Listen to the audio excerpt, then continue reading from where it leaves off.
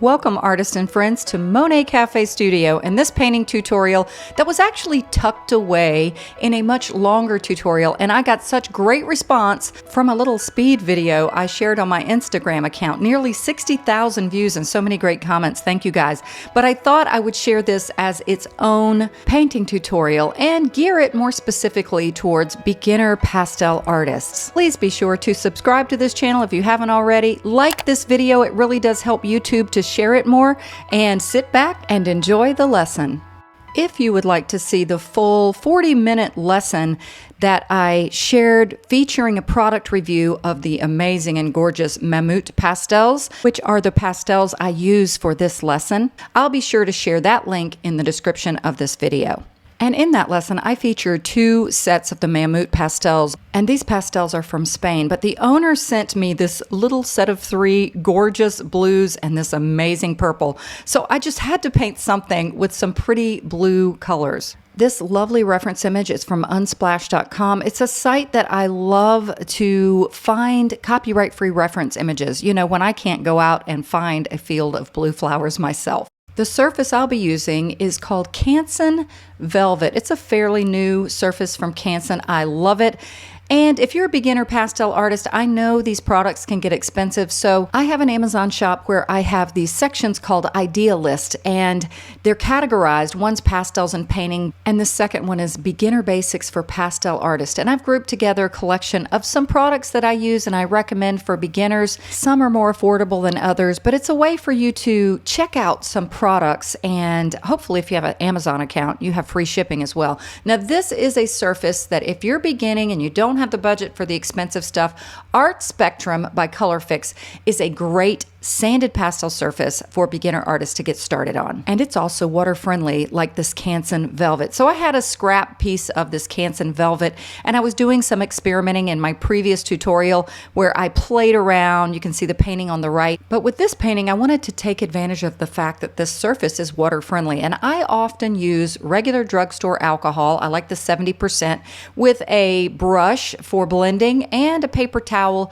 to kind of control the alcohol. And what I do is simply add it to a little glass jar. I like to have a decent amount because if I do, I don't actually even have to rinse my brush between colors. The alcohol kind of rinses it out as you're painting and changing colors. Now I'm going to do a quick underpainting sketch. These little pastels you see in 3 different colors and values are basically an orange, a yellow, and a darker value of pink. And I say this is about a 5x7 format. So what I do is I create a beginning little sketch of warm colors. Now, why would I use warm colors? This painting, again, I'm gearing this towards beginners. Some of you might be thinking, why on earth is she using orange?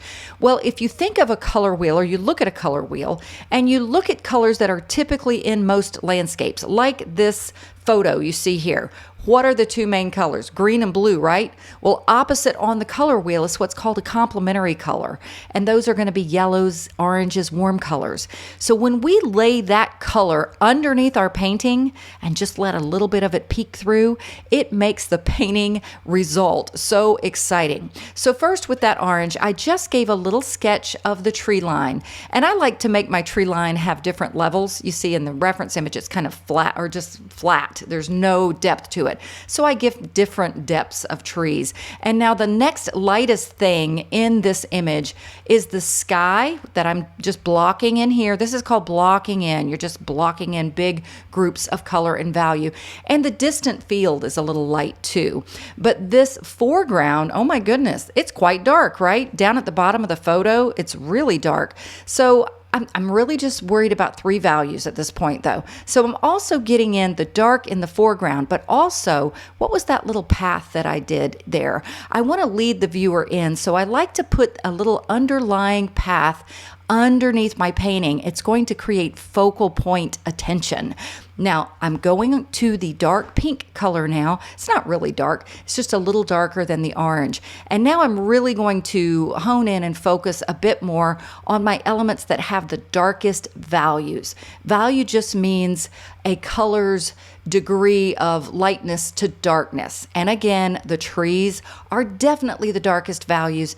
And as trees or any element recedes into the distance, they get a little bit lighter in value. Think of mountains. Notice that mountains very far away, they get very light in value and they get cooler in color temperature. That's another lesson.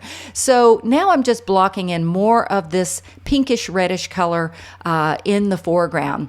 And also, because skies, as they go up into the heavens, they get a little bit darker. Think of space.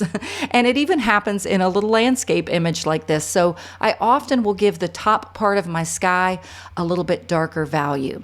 Now, here's where the fun happens. I'm going to use my alcohol to do a wet underpainting. Because this is a water-friendly surface, I can absolutely do that. I've got my jar of alcohol, and I have this brush. People have asked me, what is this brush? I don't even know. It looks like it's from China.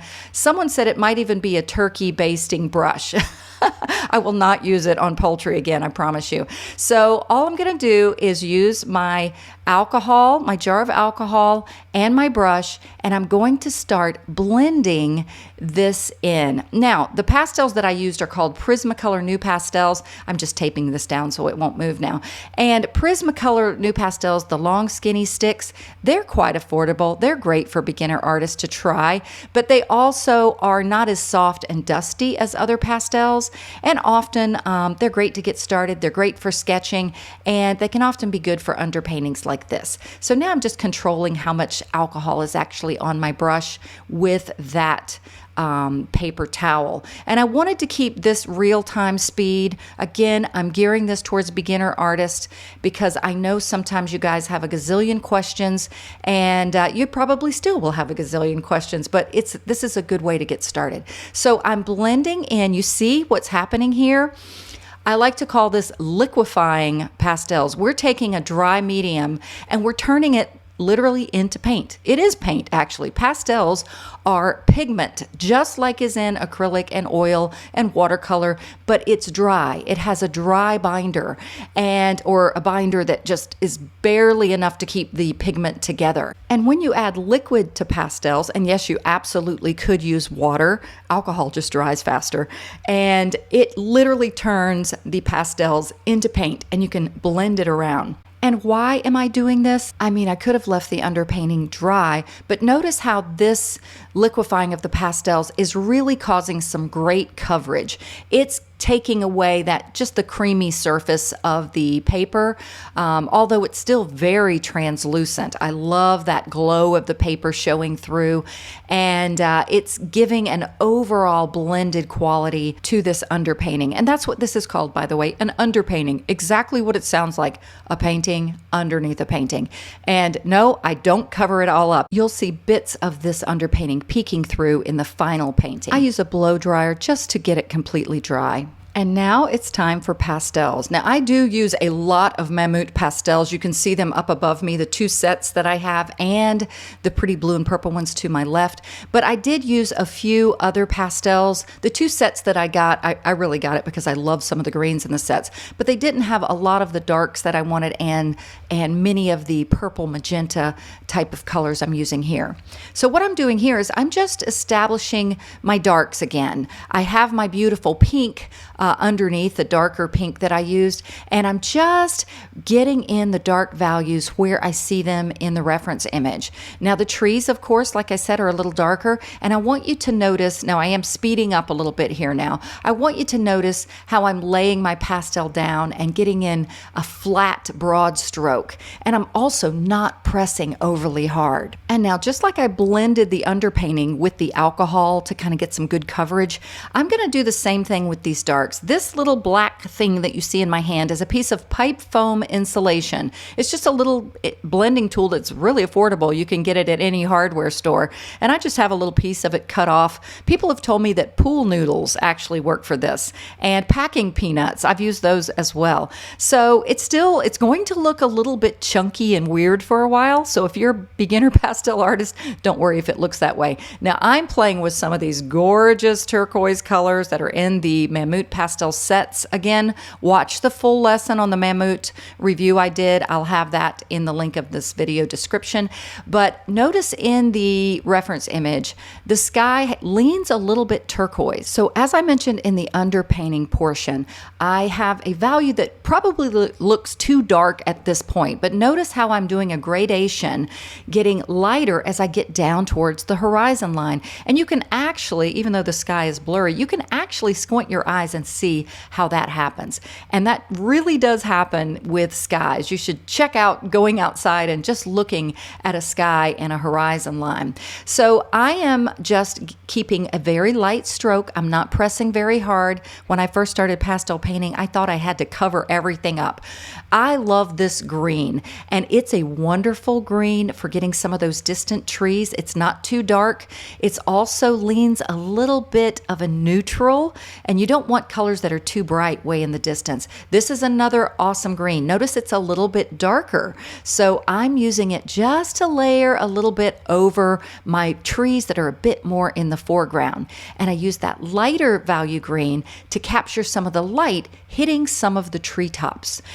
And I wanted to reestablish a little more dark in this foreground group of trees and some of that second band of trees as well, along with a little bit more in these deep roots in the foreground. Now with pastel painting, it's all about layering. It's actually kind of like that with oil and acrylic painting as well. And you're going to see me do that here, where I just layer a little bit of a lighter green on the tops of those distant trees and a little bit in areas where I think the sunlight might be catching on some groups of leaves and branches in these trees. Oh, I love that color. I didn't use it right there, but I just love it. It's a pretty sage color. Is anybody else just addicted to gorgeous color? All right, now I'm going to work a little bit on this field. Again, I'm still blocking in. I'm blocking in the majority of the painting with general values and colors, focusing more heavily on getting the values right. Now, that distant field, like I said, it's a little bit lighter than the foreground grasses. It's also, notice my strokes are very horizontal. That's what happens with distance. Things flatten out. You're not going to see tall vertical grasses in a distant field. They all kind of just turn into like a flat blanket of color. The same with flowers in the distance. So now I'm reestablishing that little kind of dark area underneath. This is just a focal point strategy to pull the viewer into the painting. Just like I leveled my layers of trees to have more distance just for an interest to the painting, that also is the same principle with that underlying path. So same as the sky. Notice how it works in reverse though. Remember the sky, it's darker up high, lighter at the horizon line? Well, below the horizon line, it's typically darker at the bottom and gets lighter as it goes up to the horizon line. Now I'm just giving a little scumbling marks of this green. Here's a good idea. Why don't I zoom in? You can see the layering process in action. I'm not covering up all of the other colors and values I've laid down. I'm literally painting these trees from the inside out. That's something I thought of years ago. I'm like, yeah, we're really painting the inside darkest values first, even in the foreground, the deep roots of the grasses and ground, and adding the layers gradually on top. All right, now I've got in a pretty good block in of most of this painting, except for some of the foreground. And I know I want to paint these flowers blue, but I'm doing the same principle of starting with my darker values first. I also know that there's a flower in the reference image. I don't always stick to where the positions of flowers are in reference images, but I happen to like these. And there's one, the very first flower I started painting is in the very foreground of this reference image, and it's pretty dark. You almost can't even see it. So some of these flowers are buried, and they're also, you don't want them to get as much attention as others. So I'm just trying to get in little, very gestural, impressionistic marks of the general essence of these flowers. And thanks, in my last video, I have some people always ask you guys, what are these flowers? My mama was a flower expert. She'd be so ashamed of me now. But someone told me these were like Texas bluebonnets. So, and a few other answers as well. All right, I made one of those flowers a little bit larger and kind of reaching up into the horizon line. That gave a little more focal energy too. So that was a really pretty kind of dark to a neutral dark blue. Now, blue flowers are always more vibrant and beautiful. If you can add, I'm getting a little more dark in there, but it is a purple dark. If you can add some purple in with your blues, and you'll see me do even more of that later. I also noticed in this reference image, it's kind of fuzzy about middle way in the painting or in the reference image. It looks like a little bee, and I wish in hindsight I had added, I can still go back and do it, but you may want to add a bee to your painting. Here's that gorgeous purple from the Monet pastels, and I considered using it, but I thought, I want to get in a layer of blue first and then add my purple. So I got this gorgeous blue, and I don't know product color numbers for this. I apologize. But I want to make sure I mention, I say this often, especially in beginner videos, tutorials, use what you have. I don't want you to feel like you have to go out and buy all these pastels. The pastels, like these Monet pastels, they're a little more expensive because they're such great quality. But if you're just learning, it's kind of like you say with a kid who wants to start horseback riding, you don't go buy them a thoroughbred right away. But you don't, with pastels, you don't want to get, I'll tell you one thing, you do not want to get those hobby sets of pastels. Those are literally like chalk with no color in them. So check out the link I'll have for my Amazon shop with just some recommendation of a few more affordable pastel sets. All right, what was I doing with all that blue? Do you see how I'm just literally giving the little shapes on the outside? Oh, this one's a little bit dark. It's almost the same as the other blue, but it's a little bit darker. But I want you to notice how gestural my shapes are, my mark making. When I was first painting, I would have tried to paint all of those flower little pods that kind of come out from the stem exactly like I saw them. And it's going to make your painting feel very tight.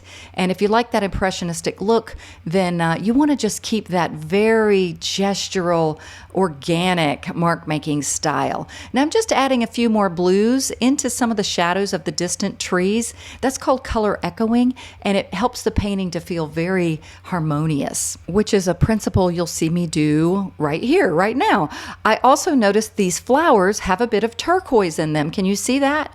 And do you remember what's that color I started with the sky, especially the upper sky? It was a turquoise color. So if I use a little bit of this turquoise in these flowers, it's really going to cause this painting to just feel poetic, lyrical. I love those types of terms. So I changed to that darker turquoise color. And again, I'm making little gestural marks because this value is a little bit lighter. I'm thinking about where the light is. Where would the sunlight catch on some of these little flower petal shapes coming out? And the sun is almost right above in this image, but it may be a little bit more to the right. It seems a little darker in the field on the right side and a little lighter. That midfield area over there is a little lighter and warmer. And now I'm using that purple. It's a little darker and cooler in color temperature, so I'm putting it in the lower parts of the flowers almost for a shadowy effect. And purples and blues are great for shadow colors. And I'm doing color echoing again. I'm just putting some purples where I see that value would work. I also realized there could be a shadow underneath some of these tree lines. So I just scumbled in a few little marks, gestural marks of purple. And your pastels will actually start to blend themselves. You'll notice in this painting, the only blending that I did with that pipe foam insulation was at the beginning, the first stage. I don't like to overblend because it actually will cause your painting to feel dull.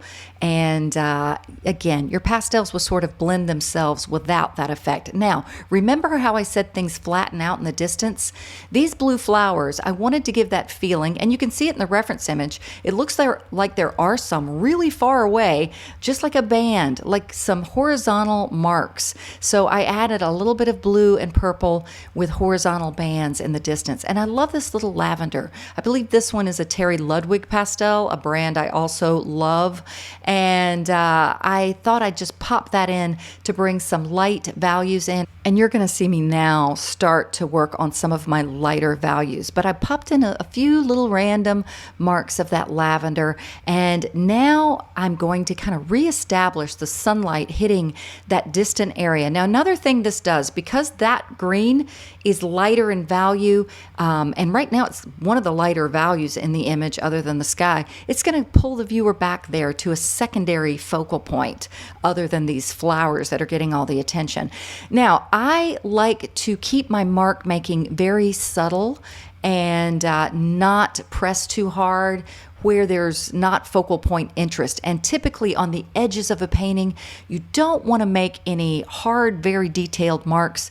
You're going to save that or reserve that for some of your final marks at the end of the painting. Notice how many of my marks right now are very subtle and gentle. Also notice how that underpainting is indeed peeking through. So no, I don't cover it all up, and it definitely makes an influence on the vibrancy of this painting. I added a little dark to that foreground group of trees. My marks were a little too thick there, and I think I missed some footage, but I just added some greens to kind of soften the dark marks and thin them out a little bit. And it definitely caused that grouping of trees to get a little bit more attention. And now I'm feeling good about things, but I still know that I do have some little grass shapes, little gestural shapes that are in the foreground. If you look at the reference image, the type of flower this is has these little thin kind of marks that kind of go out into different directions. So I have this green. It's just kind of a beautiful warm green. Again, these Mammut pastels, oh my goodness, have some gorgeous colors in them. And I'm making super gestural, energetic marks, and I'm emulating the style of the leaves, but I don't want to overdo it at this point. I did love this green. It's a little cooler than the green I just used. Can you see that? And I'm carving it down into some of the deeper areas of these roots at the bottom, but I don't want to overdo it. Now, I got a darker green here. Remember, I mentioned the foreground of this is quite dark, and I don't want to cover up all of that underpainting, but I did want to establish just a little bit more of perhaps some areas that have very tangled grasses. Can you see how that really gave a depth to this? And this green is, it's an interesting green. I don't use this green very often. It almost leans a little artificial looking, but it really does look nice in some grassy areas, and I've tried to start incorporating that green more in my artwork. I'm being careful at this point because I definitely don't want to overlayer my beautiful darks that are underneath. So I'm moving on to some of my lighter values. And much of painting is pretty logical and common sense. Where's the light going to catch? On the top parts of grasses. So I definitely don't want to pull this pretty, very pretty yellow green down too deep in these grasses, because the sunlight's just not going to get down where things are grouped together like this. Okay, so now let's have some fun with these flowers. I can't tell what pastel I have in my hand. It's a pretty purple that I've obviously used so much that it became very tiny. It's just a kind of a middle value purple. And now I wanted to bring some light into some of these flowers. Notice that the flowers in the reference image definitely have like little white tips or tops to them. So I'm going to hold off on that for now, but I'm using this blue to carve into my trees. Notice when I made my trees to begin with, they were almost kind of like blobs. I didn't try to paint branches or anything. And this is an artistic technique that I love. It's called negative painting. You're carving negatively down into the trees, the little spaces between them, and it's called sky holes. It's the holes of the sky you see behind the trees, or in and amongst the trees. I just had to dab in a little bit of this color. It's a periwinkle blue. Oh my gosh, periwinkle leans a little purple. I didn't use much of it yet though. And now I'm speeding up this last part here just so this video won't be so long, but you're going to watch me add some of the lighter values, some of the lighter blues kind of on the tops of some of these flowers. And now I'm back to using those same brand of pastels, Prismacolor New Pastels, and they're really great for making thin marks like for grasses. Now I tried adding a few little dark marks like of some seed pods, and I don't know, I wasn't feeling it. So you see me kind of blend those out a little bit in a minute. And that's the beauty of pastels. It's very flexible. Often people think you don't have a lot of fudge room with these, but you really do. Now I'm using one of the lighter Prismacolor New Pastels to get in just a little pop of some sunshine in this painting. And this is a stage that's fun, but you want to be careful. You don't want to overdo it. We want to keep our viewer coming into our focal point areas we've established and not draw so much attention everywhere else in the painting. I'm just getting a few more darks in some areas just to cause the viewer to look at certain flowers more than others. And this is something I love to do at the end of a painting. I love to find a spice color or a pop color that is just going to cause this painting to come to life.